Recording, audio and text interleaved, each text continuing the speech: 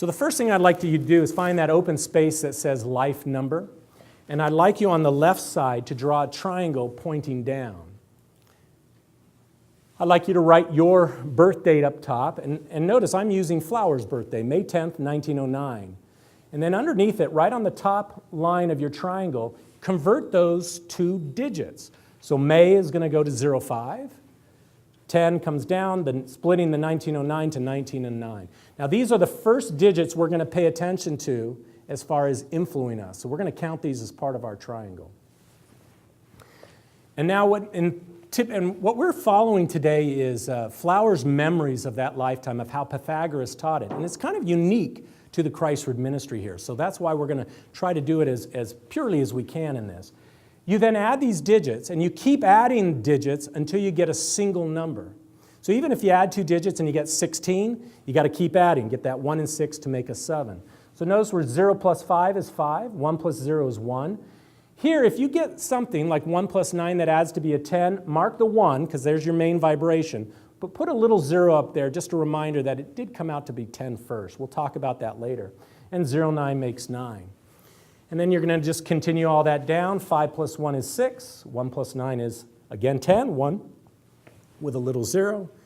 And lastly, 6 plus 1 is 7. Now, this is the number at the tip of our Pythagorean triangle for Flower, which, in a sense, sets up her life's purpose. And 7 is spirituality.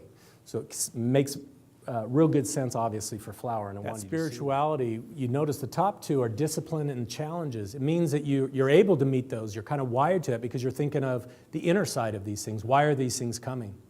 Okay, so it's looking for the spiritual behind everything that you intake. Often these individuals have a good intuition. They take very well to the mysticism or to the experiences, walks in nature with God. They feel most at home when they are filled with the radiance of God and Christ flowing through them. That's when they feel most at home.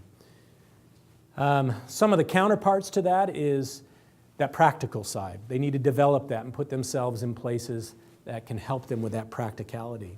If you have no 7s in your chart, it may reveal that life will continually give you opportunities to start looking inwardly. So replacing fear with faith, and distinguish between the material and the spiritual.